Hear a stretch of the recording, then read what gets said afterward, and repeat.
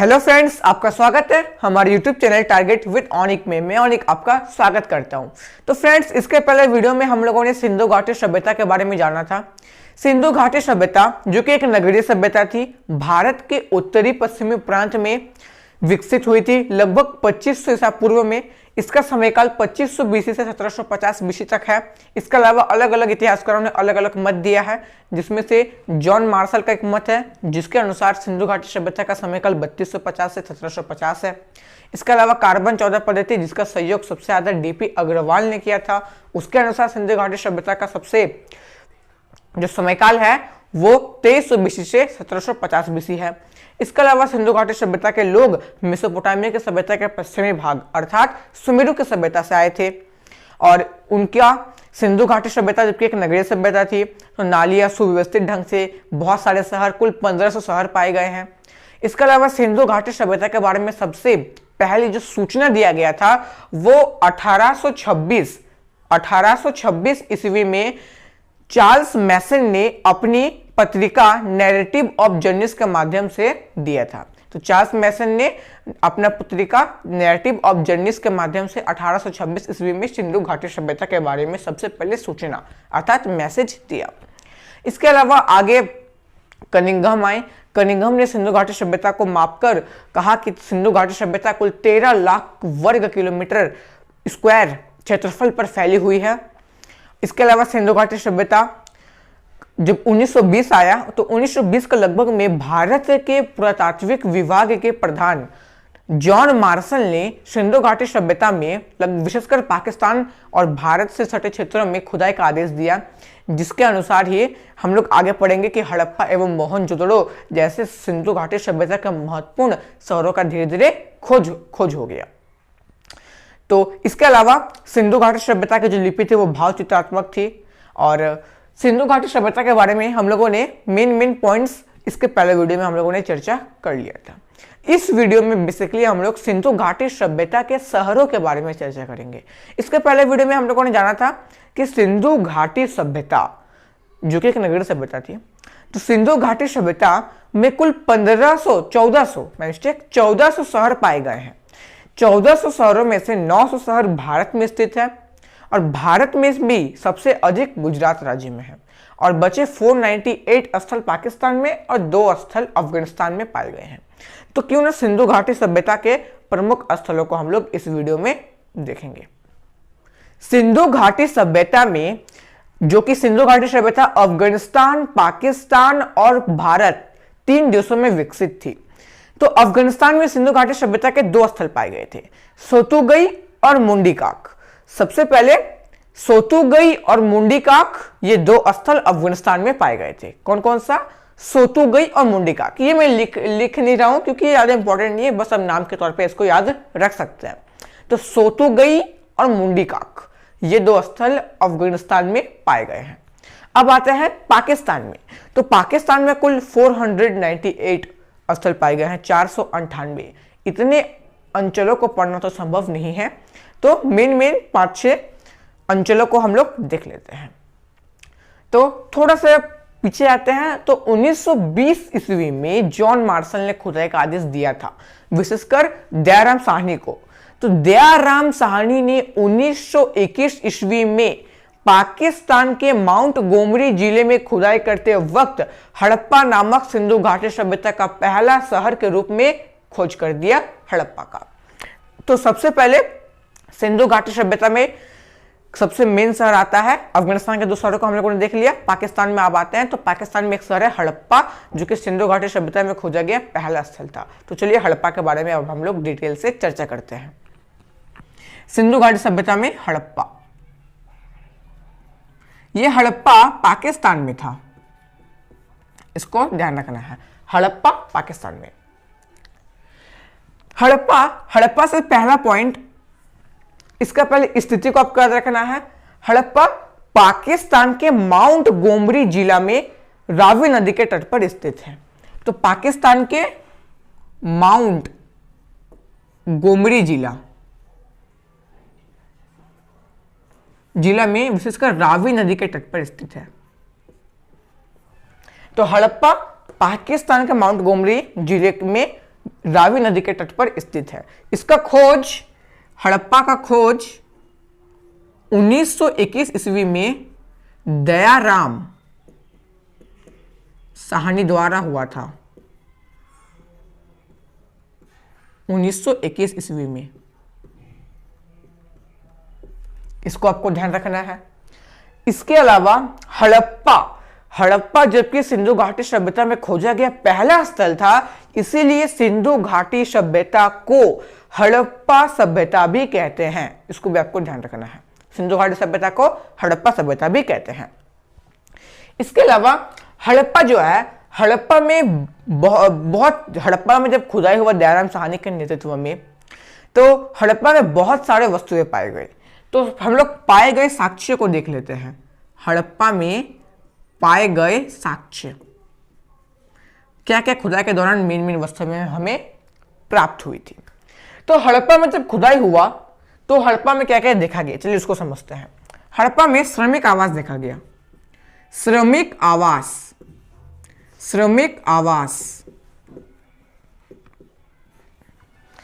आवास देखा गया, श्रमिक आवास। और यहां अन्नागार देखा गया, अन्नागार।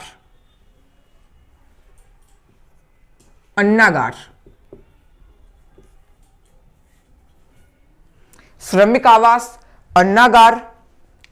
इसके अलावा हड़प्पा में श्रमिक आवास देखा गया, अन्नागार। यहां पर एक मूर्ति मिली है, मातृ देवी की मूर्ति।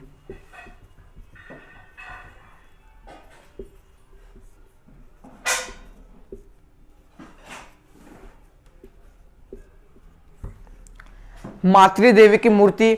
इसके अलावा हड़प्पा में हाथी की खोपड़ी पाई गई है।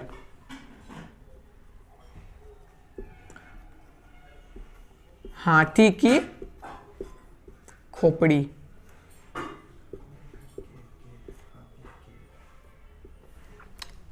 खोपड़ी। इसके अलावा हड़प्पा में सर्वप्रथम चांदी के साक्ष्य भी मिले हैं। तो चांदी के साक्ष्य,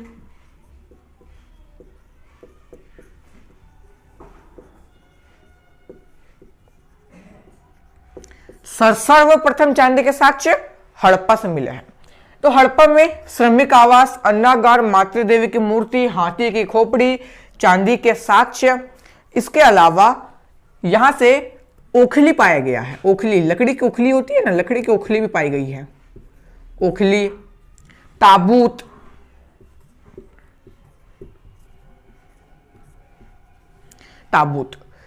और यहां से एक ध्यान रखना है, यहां से एक कब्रिस्तान पाया गया।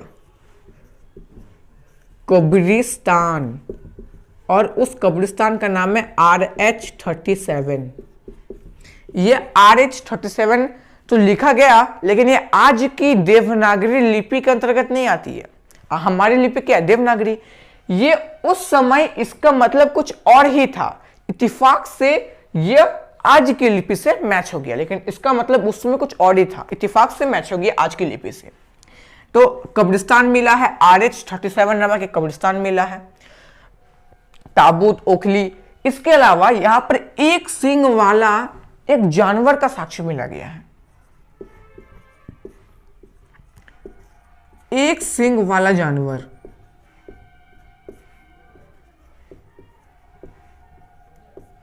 एक सींग वाला जानवर के साक्ष्य। ये एक सींग वाला जानवर के साक्ष्य सिर्फ सिंधु घाटी सभ्यता में देखी गई थी। और यहां से एक और टॉपिक उठ के आता है कि सिंधु घाटी सभ्यता में जो मोहर होते थे, मोहर, उस मोहर में सर्वाधिक चिन्ह इस एक सींग वाले जानवर का था। बहुत इंपॉर्टेंट पॉइंट, सिंधु घाटी सभ्यता के अधिकतर मोहरों में एक सींग वाला जानवर का मोहर में फोटो या साक्ष्य था, चिन्ह होता था एक सींग वाला जानवर का। और एक और क्वेश्चन यहीं से पूछता है कि सिंधु घाटी सभ्यता में एक सींग वाला जानवर का तो साक्ष्य चिन्ह था ही मोहर में, किसका नहीं था?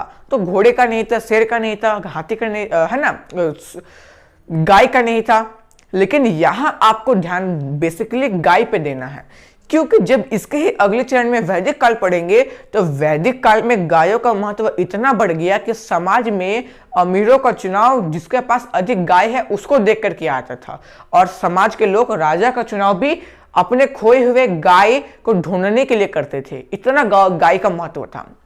और इसके पहले सिंधु घाटी सभ्यता, उसके तुरंत पहले गाय का कुछ पता ही नहीं है ना। इसीलिए क्वेश्चन पूछता है कि सर्वाधिक चिन्ह मोहरों पर एक सिंग वाला जानवर का, और सबसे चिन्ह है ही नहीं, किसका चिन्ह है ही नहीं, तो गाय का। गाय ध्यान रखना है। गाय के अलावा भी घोड़े एवं शेर के भी चिन्ह नहीं थे। तो श्रमिक आवास, अन्नागार, माते देवी की मूर्ति, हाथी की खोपड़ी, चांदी के साक्ष्य, ओखली, ताबूत, कब्रिस्तान, RS-37 और एक सिंग वाला जानवर, एक सिंग वाला जानवर का साक्ष्य मिला है।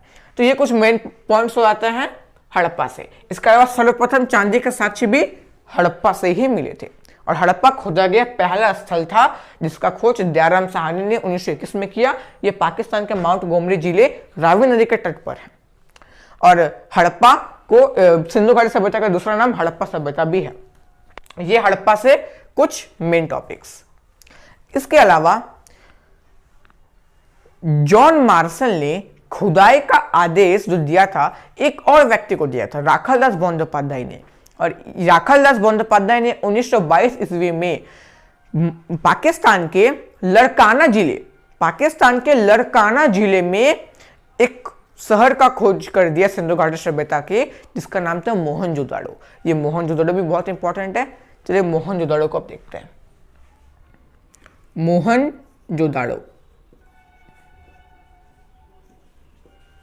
मोहनजोदड़ो, मोहनजोदड़ो ये भी पाकिस्तान में ही है।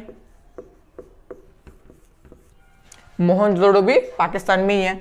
इससे सबसे पहला पॉइंट क्या बनता है, इसकी स्थिति पाकिस्तान का लड़काना जिला। कौन सा जिला? लड़काना जिला। और ये सिंधु नदी के तट पर स्थित है। सिंधु नदी के तट पर है ये मोहनजोदड़ो। इसके अलावा इसका जो खोज किया, इसका खोज राखालदास बनर्जी या राखालदास बंदोपाध्याय भी कर सकते हैं। राखालदास बनर्जी ने 1922 ईस्वी में कर दिया। और आदेश खुदाई कौन दिया था? John Marshall. उसको भी ध्यान रखना है। तो 1922 में राखालदास बंदोपाध्याय ने पाकिस्तान के लड़काना जिले में मोहनजोदड़ो नामक सिंधु घाटी सभ्यता का सबसे बड़े शहरों में से एक था मोहनजोदड़ो। ठीक है। इसके अलावा अब हम लोग यहां पर एक और टॉपिक आता है, मोहनजोदड़ो। मोहनजोदड़ो इस शब्द का अर्थ क्या है? तो मोहनजोदड़ो शब्द का जो अर्थ है उसको भी ध्यान रखना है, मृतकों का टीला। मृतकों का टीला। मोहनजोदड़ो शब्द का अर्थ क्या है? मृतकों का टीला। मृतकों का टीला। यहां क्वेश्चन में फंसेंगे कि क्वेश्चन पूछेगा कब्रिस्तान। कब्रिस्तान कहां पाया गया? तो हड़प्पा में। लेकिन मृतकों का टीला मतलब एक स्थान पे बहुत सारे लाश है ना, लाश पाए गए हैं मोहनजोदड़ो में, लेकिन एक कब्रिस्तान नहीं था। यहां मोहनजोदड़ो में जलाने की प्रथा थी और हड़प्पा में विशेषकर दफनाने की प्रथा थी, तभी तो यहाँ RS-37 नामक कब्रिस्तान पाया गया है। तो इसको ध्यान रखना है। इसका अर्थ है मृतकों का टीला। अब मोहनजोदड़ो में पाए गए विशेष वस्तुओं को देख लेते हैं, है ना। मोहनजोदड़ो में पाए गए कुछ साक्ष्य। मोहनजोदड़ो में यहां श्रमिक आवास, यहां पर पुरोहित आवास मिले हैं। पुरोहित आवास। इसके अलावा यहां स्नानागार मिला है। स्नानागार। और यहां अन्नागार भी मिला है। अन्नागार।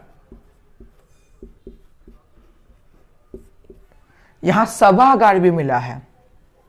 सभागार। अन्नागार ये सब क्या? अन्नागार से जहां अन्न रखा जाता है भोजन के लिए, अन्न, उसका गोदाम। तो पुरोहित आवास, स्नानागार, अन्नागार, सभागार। इसके अलावा यहां पर सूती का कपड़ा देखा गया है। सूती का कपड़ा देखा गया। कपास का साक्ष्य मिला है। यहां घरों में कुआं पाया गया है। क्या पाया गया है? घरों में कुआं।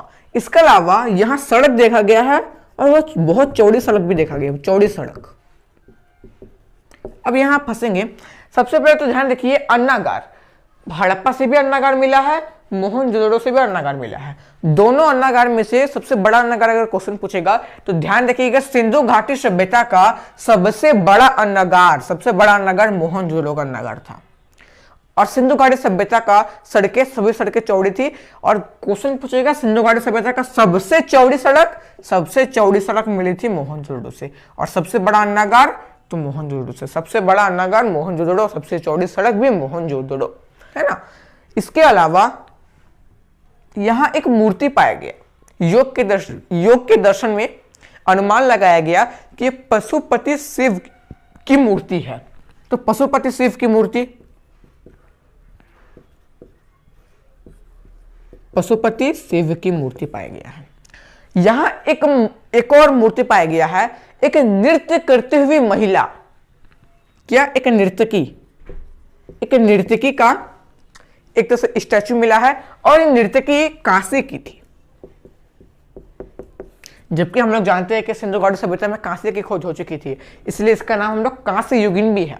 ध्यान रखिएगा, सिंधु घाटी सभ्यता को कांस्य युगीन भी कहते हैं। जैसे पाषाण काल के अंतिम समय को क्या कहते हैं? ताम्र पाषाण काल। वैसे सिंधु घाटी सभ्यता को कांस्य युगीन भी कहते हैं। लेकिन ध्यान रखिएगा लोहा के बारे में सिंधु घाटी सभ्यता के लोग नहीं जानते थे। लोहा के बारे में वैदिक काल में लोहा का खोज होगा, ठीक है। तो लोहा के बारे में सिंधु घाटी सभ्यता में लोहा का साक्ष्य नहीं मिला था। तो पुरोहित आवास, नानागार, अन्नागार, सभागार, सूती वस्त्र, कपास का साक्ष्य, कुआं, घरों में कुआं मिला है, चौड़ी सड़क, सबसे चौड़ी सड़क, सबसे बड़ा अन्नागार, पशुपति शिव की मूर्ति, नृत्य करते हुए कांसे की मूर्ति। इसके अलावा तांबा का ढेर मिला है यहाँ। जबकि तांबा का खोज पाषाण काल में ही हो चुका था, तो यहाँ उतना इसका उपयोग नहीं होता था। पाषाण काल में तांबा का मेन उपयोग होता था, तो तांबा का ढेर मिला है। इसके अलावा मोहनजोदड़ो, इंपॉर्टेंट पॉइंट, मोहनजोदड़ो सिंधु घाटी सभ्यता का सबसे बड़ा शहर था। सबसे बड़ा शहर, सबसे पहला खोजा गया स्थल तो हड़प्पा जरूर था, लेकिन सबसे बड़ा शहर अगर पूछेगा, सबसे बड़ा नगर या सबसे बड़ा शहर, तो वह कौन था? मोहनजोदड़ो। इसका अर्थ मृतकों का टीला। तो ये मोहनजोदड़ो से कुछ महत्वपूर्ण पॉइंट और हड़प्पा से कुछ महत्वपूर्ण पॉइंट, इनको आपको ध्यान रखना है। चलिए अब सिंधु घाटी सभ्यता के अगले शहर को देखते हैं। सिंधु घाटी सभ्यता में हम लोग पाकिस्तान के शहर को देख रहे हैं, हड़प्पा और मोहनजोदड़ो। एक और शहर है चानुदड़ो। ये भी पाकिस्तान में है। चलिए इससे कुछ महत्वपूर्ण पॉइंट को देखते हैं। चानुदड़ो, इसकी स्थिति देख लेते हैं। पाकिस्तान का नवाबशाह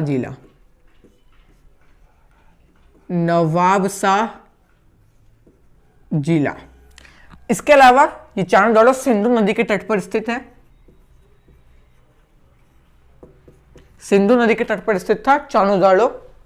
इसका खोज गोपाल मजूमदार नामक व्यक्ति ने किया। गोपाल मजूमदार।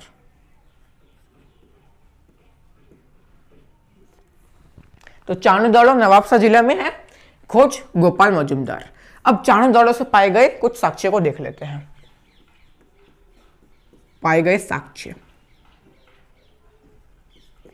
तो चानुदड़ो में बेसिकली फीमेल महिलाओं की वस्तुएं ज्यादा मिली है।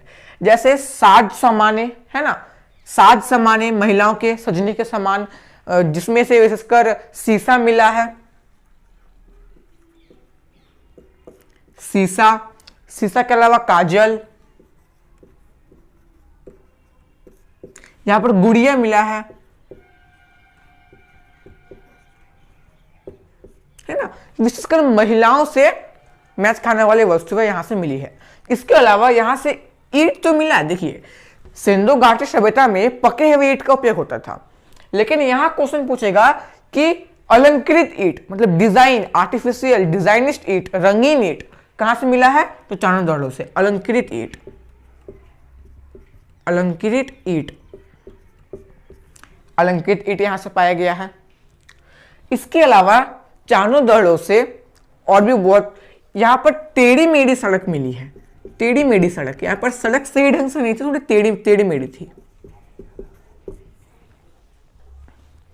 टेढ़ी मेढ़ी सड़क थी। जबकि सिंधु घाटी सभ्यता के सभी जो शहर थे वहां पर सड़कें एकदम सीधी एक दूसरे को समकोण रूप से काटती थी, लेकिन यहां जो सड़क थी वो थोड़ी टेढ़ी मेढ़ी दिखी गई थी। इसके अलावा चानो दहड़ो दुर्ग रहित था। अब यहां आप समझिए, दुर्ग रहित क्या था? सिंधु घाटी सभ्यता की जो शहरें थी, सिंधु घाटी सभ्यता का मान लेते हैं कोई शहर है, इस शहर के चारों ओर बाउंड्री दे दिया जाता था और बीच से एक मेन गेट खोल दिया जाता था, जिससे कि ये इसलिए किया जाता था, दुर्ग बनाया जाता था ताकि बाहरी विदेशी आक्रमण ना हो जाए। तो सिंधु घाटी सभ्यता में चारों तरफ से दुर्ग होते थे, लेकिन यहाँ पर दुर्ग नहीं देखा गया है, कहाँ? चानो दहड़ों में। तो इसको भी आपको ध्यान रखना है। तो सीसा, काजल, गुड़िया, अलंकृत ईंट, टेढ़ी मेढ़ी सड़क, दुर्ग रहित है। इसके अलावा यहाँ पर सुई धागा मिला है,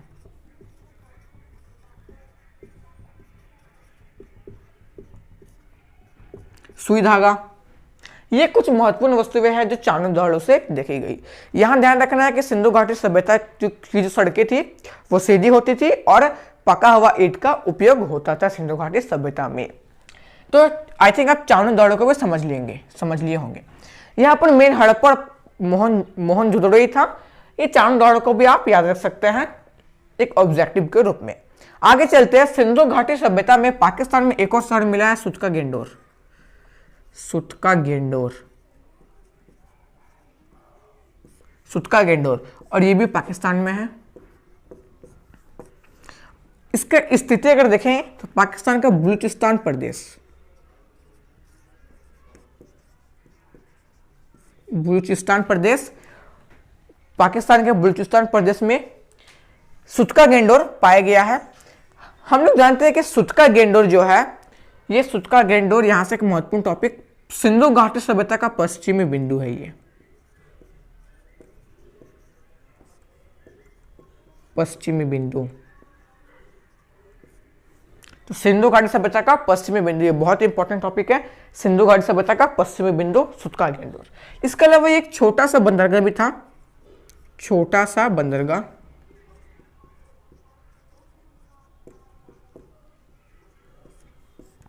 इसके अलावा एक छोटा सा बंदरगाह भी था, सुटका गेंडोर। इसके अलावा सिंधु घाटी सभ्यता से और कुछ क्वेश्चन, चानो सुटका गेंडोर से और कुछ क्वेश्चंस नहीं पूछते हैं। तो आई थिंक आप चानो दहड़ो और सुटका गेंडोर को भी आप समझ गए होंगे। तो ये थे पाकिस्तान में स्थित कुछ महत्वपूर्ण शहर। अब आते हैं हम लोग भारत की ओर। चलिए अब भारत की ओर आते हैं।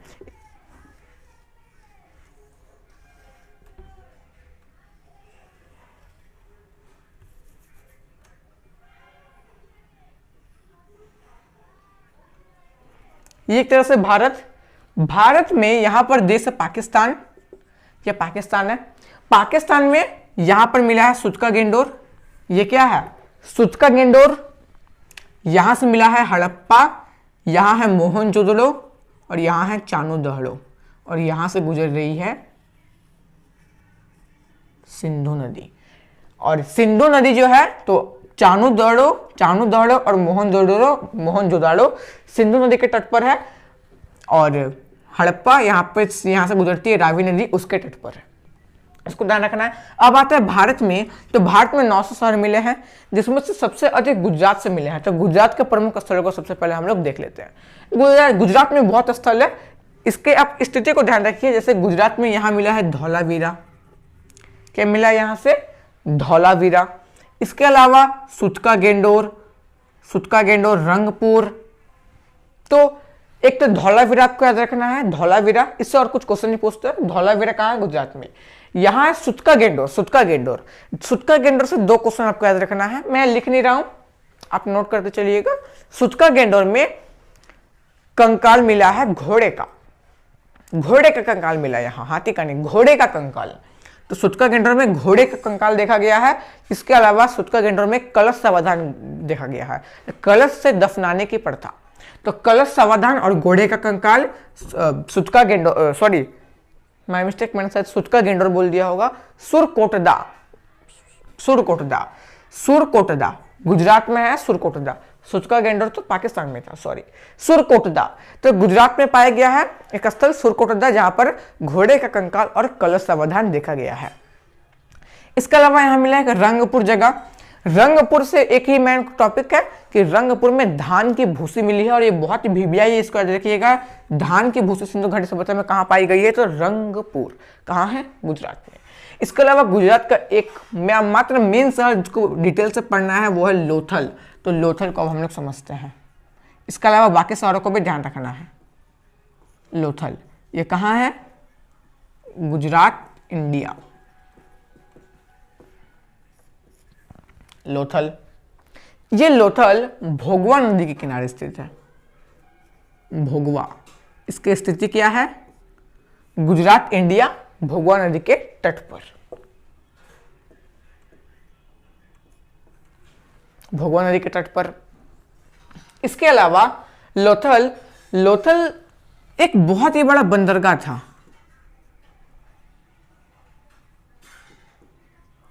बहुत ही बड़ा बंदरगाह, इतना बड़ा बंदरगाह था, बंदरगाह अर्थात सी पोर्ट। ये इतना बड़ा बंदरगाह था कि यहां से विदेशी व्यापार के साक्ष्य मिले हैं। विदेशी व्यापार, विदेशी व्यापार,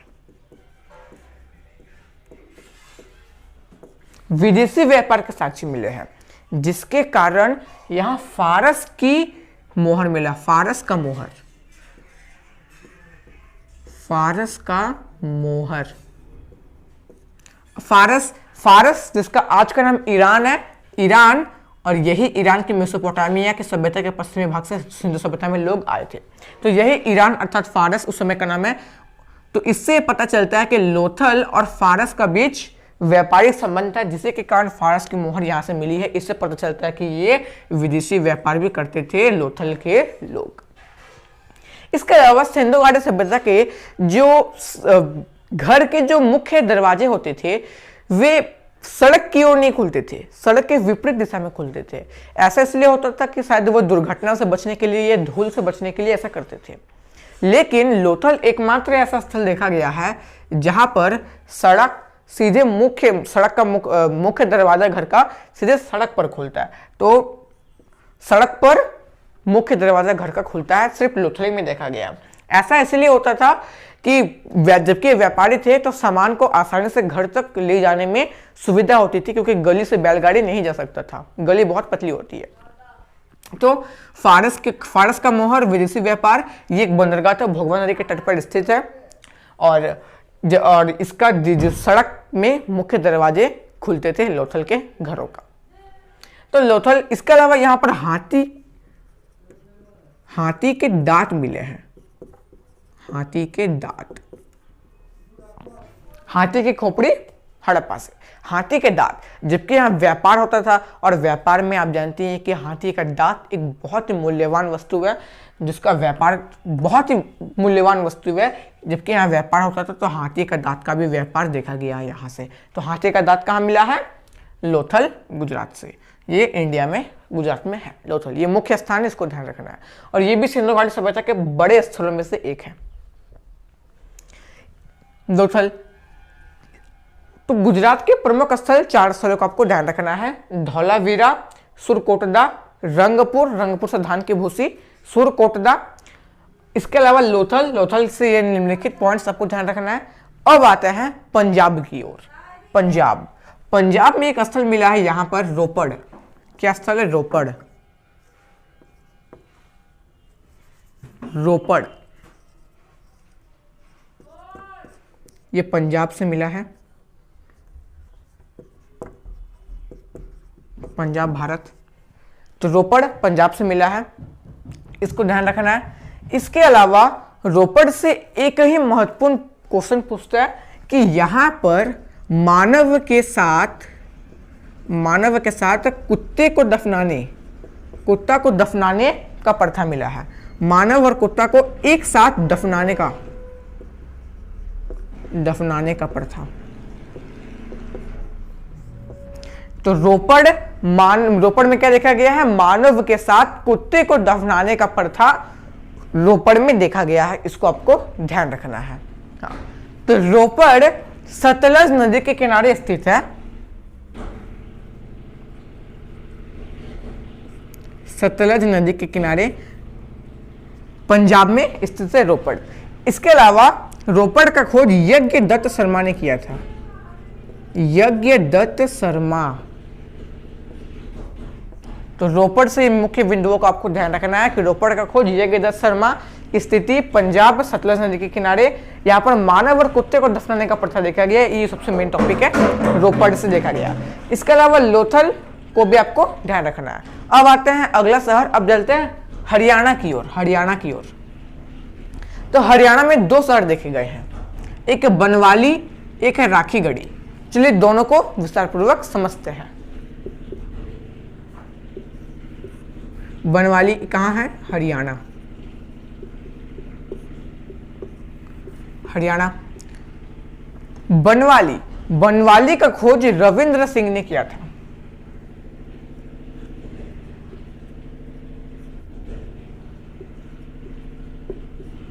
बनवाली का खोज रविंद्र सिंह ने किया था। इसकी स्थिति याद रखना है, हरियाणा है।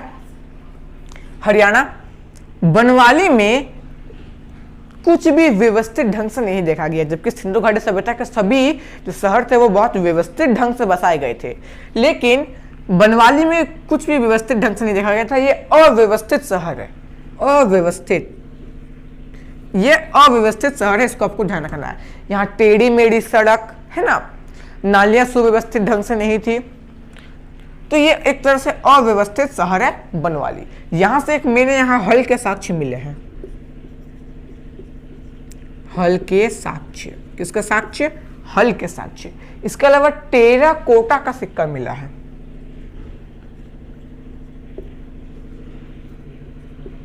टेराकोटा का सिक्का।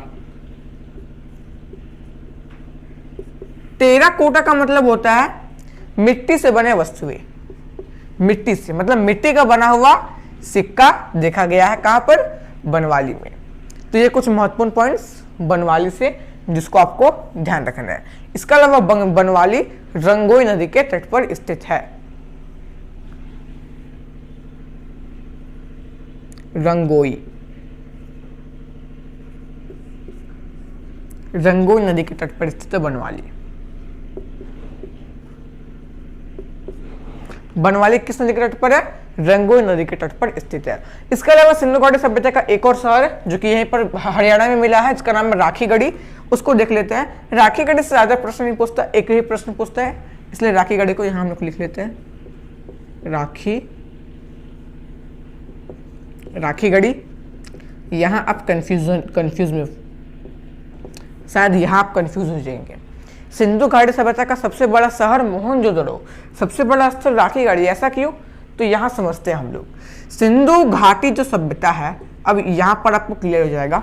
जैसे सिंधु घाटी सभ्यता का सबसे बड़ा जो स्थल देखा गया ना, स्थल, सबसे बड़ा स्थल वो था राखीगढ़ी। राखीगढ़ी। दूसरा सबसे बड़ा स्थल था लोथल। लोथल हम लोगों ने देखा ना यहां, तो लोथल। तीसरा सबसे बड़ा स्थल था मोहनजोदड़ो। मोहनजोदड़ो। और चौथा सबसे बड़ा स्थल था हड़प्पा।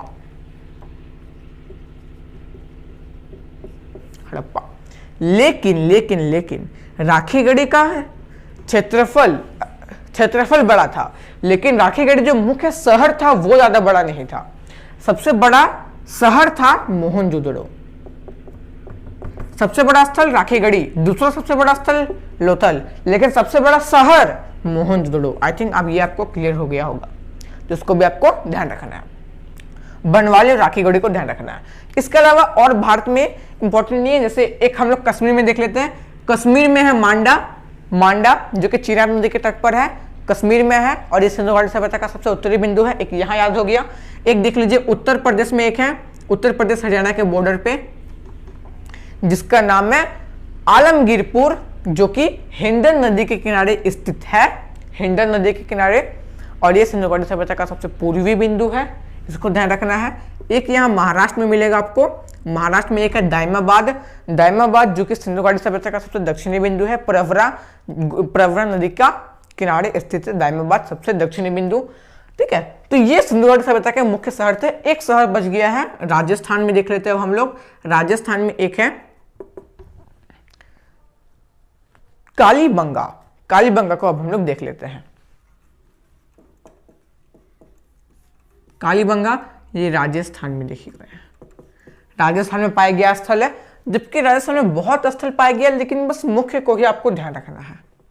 तो कालीबंगा राजस्थान में। कालीबंगा यहां से क्वेश्चन पूछते बहुत, तो कालीबंगा से सबसे एक महत्वपूर्ण प्रश्न होता है कि कालीबंगा यहां पर चूड़ी का साक्ष्य मिला है। कालीबंगा का जो खोज किया था वो अमलनाथ घोष ने किया था। अमलानंद घोष, इन्होंने कालीबंगा का खोज कर दिया। और इसकी स्थिति देखेंगे तो हनुमानगढ़ी जो कि स्थित है राजस्थान में घग्गर नदी के किनारे। तो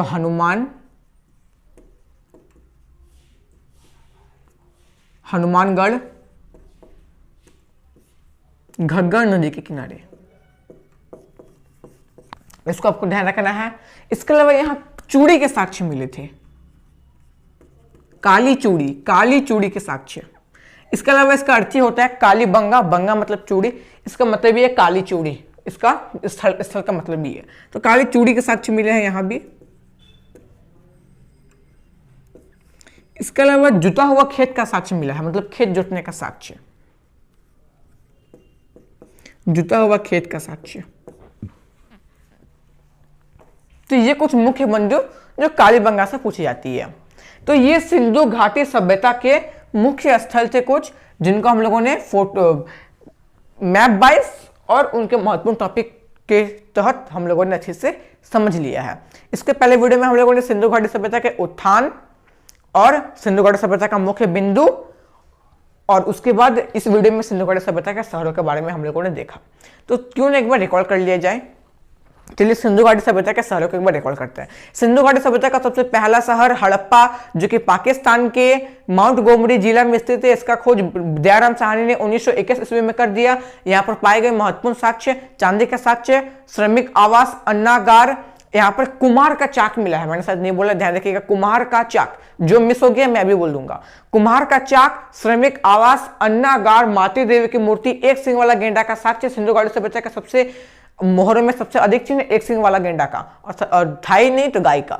इसके अलावा हड़प्पा से चांदी के साक्ष्य मिले हैं, और बाकी मैंने बता ही दिया, तो इसको आपको ध्यान रखना है। हड़प्पा में आगे मोहनजोदड़ो, इसका स्थिति पाकिस्तान के लड़काना जिले में सिंधु नदी के तट पर है। इसको ध्यान रखना है। हड़प्पा रावी नदी के तट पर स्थित था, सिंधु नदी के तट पर है मोहनजोदड़ो। इसका खोज 1922 ईस्वी में राखाल बंदोपाध्याय ने कर दिया। यहाँ से पाई गई प्रमुख वस्तुएं क्या थी? यहाँ पर पुरोहित आवास देखा गया, सभी घरों में कुआं देखा गया, सूती वस्त्र देखा गया, कपास का साक्ष्य देखा गया, नृत्य करते हुए काशी की महिला देखी गई, तांबा का ढेर देखा गया। इसके अलावा मोहनजोदड़ो से पशुपति शिव का मूर्ति भी पाया गया है। अन्नागार, सभागार, स्नानागार, ये कुछ महत्वपूर्ण पॉइंट्स मोहनजोदड़ो से। और ये सिंधु घाटी सभ्यता का सबसे बड़ा शहर था, सबसे बड़ा स्थल कौन था?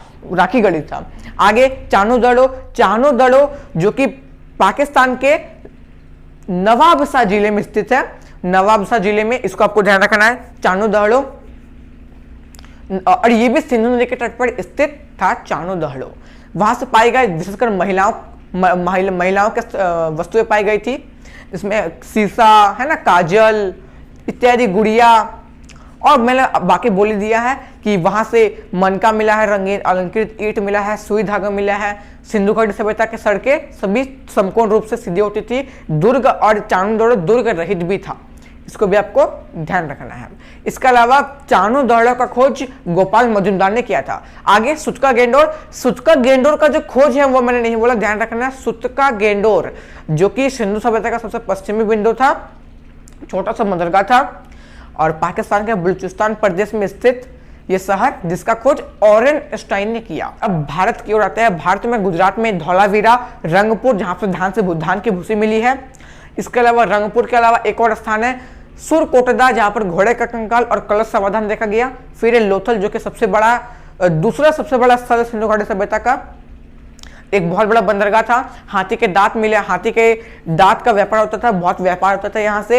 यहाँ पर ईरान मतलब फारस का मोहर भी पाया गया है और वहां पर जलाने और दफनाने दोनों प्रथा देखी जाती थी अंतिम संस्कार अंत्येष्टि कार्यक्रम के लिए लोथल में। अब चलते हैं पंजाब में। पंजाब का एक स्थल है रोपड़ का खोज यज्ञदत्त शर्मा ने कर दिया। ये सतलुज नदी के किनारे पंजाब में स्थित एक सिंधु घाटी सभ्यता का शहर है जो कि एक महत्वपूर्ण शहर है रोपड़, और यहाँ पर कुत्ते के साथ मनुष्य को दफनाने का प्रथा देखा गया था। आगे हम लोगों ने देखा बनवाली जो कि हरियाणा में स्थित है। बनवाली, यहाँ पर सभी बनावट सभी फालतू थी, ना सुव्यवस्थित ढंग से नाली थी, ना सड़कें सीधी थी, है ना, दुर्ग भी सही ढंग से नहीं था यहाँ भी, इसको ध्यान रखना है। इसके अलावा रविंद्र सिंह ने इसका खोज कर दिया। ये कुछ महत्वपूर्ण टॉपिक्स जो कि बनवाली से पूछे जाते हैं। बनवाली के बाद राखीगढ़ी सिंधु घाटी सभ्यता का सबसे बड़ा स्थल देखा हम लोगों ने, राखीगढ़ी। उसके बाद हम लोग देखा कि कालीबंगा जो कि सिंधु घाटी सभ्यता में राजस्थान में स्थित एक शहर है। कालीबंगा जहां पर चूड़ी के साक्ष्य, हल जोतने के साक्ष्य मिले हैं कालीबंगा से। इसके अलावा सिंधु घाटी सभ्यता में लोहा का उपयोग वे लोग नहीं जानते थे, तो कालीबंगा के बारे में भी हम लोगों ने समझ लिया था। हनुमानगढ़ी में स्थित था, इसका खोज अमरनाथ घोष ने किया, घग्गर नदी के किनारे कालीबंगा था राजस्थान में। तो ये कुछ महत्वपूर्ण शहर सिंधु घाटी सभ्यता के। तो हम लोग उत्थान देख लिए, महत्वपूर्ण शहर देख लिए, पहले लोगों ने सिंधु घाटी सभ्यता के बारे में चर्चा कर ही लिया। अब इसके पतन को देखते हैं किस प्रकार। इस 2500 BC में स्टार्ट हुआ, 1750 BC में खत्म तो हो गया, लेकिन खत्म हुआ कैसे इसको समझते हैं। तो 1750 BC जब आते आते सिंधु नदी में बाढ़ आ गया, और सबसे महत्वपूर्ण कारण सिंधु घाटी सभ्यता का पतन का है सिंधु नदी में बाढ़। तो सिंधु नदी में बाढ़ आने के कारण सभी शहर ध्वंस हो गए धीरे धीरे, जबकि हम लोग जानते हैं कि ये सिंधु नदी है ना। चिनाब, रावी, व्यास, सतलज, है ना, झेलम, ये जो है पांचों नदियां सिंधु नदी के सहायक नदी है। अगर सिंधु नदी में बाढ़ आएगा, और सभी शहर इसी के आसपास थी, तो अगर सिंधु नदी में बाढ़ आएगा तो ये सब नदियों में भी बाढ़ आएगा, तो उसके आसपास जितनी नदियां थी यहाँ सब में बाढ़ आ गया और सभी शहर ध्वंस हो गए और सिंधु घाटी सभ्यता का पतन हो गया। तो सबसे मुख्य कारण पतन का क्या था? बाढ़ सिंधु नदी में। इसके अलावा भी बहुत सारे मत है, इसमें विदेशी मत भी एक फेमस है, लेकिन आपको याद रखना है वो बाढ़ ही याद रखना है। तो धीरे धीरे 1750 ईसा पूर्व में सिंधु घाटी सभ्यता का पतन हो गया, और इसके पतन के बाद जब पूरा भारत एक तरह से खाली पड़ चुका था, कोई नहीं था यहाँ, कोई भी सभ्यता विकसित नहीं थी। फिर मध्य एशिया से आर्य, अब क्या यहाँ से मेसोपोटामिया से गए थे सुमेरु सभ्यता के लोग, सिंधु घाटी सभ्यता बसाए, जबकि इसका पतन हो गया, तो मध्य एशिया से आर्य आए भारत की ओर बसने, और भारत में बसना शुरू किए, और यहीं से उद्भव हो गया वैदिक काल का, जिसको हम लोग अब आगे समझेंगे। तो यही सिंधु घाटी सभ्यता की समाप्ति हो जाती है। इसके अलावा सिंधु घाटी सभ्यता से दो टॉपिक मैंने छोड़ दिया, उसको ध्यान रखना है। सिंधु घाटी सभ्यता एक मातृसत्तात्मक थी, जैसे आज हम लोग क्या पितृसत्तात्मक, मतलब कोई भी अगर नाम पूछता है तो पिता का नाम बोलते हैं, है ना, पिता ज्यादा डिपेंड होता है आज, लेकिन सिंधु घाटी सभ्यता में हम लोग मातृसत्तात्मक थे, इसको ध्यान रखना है।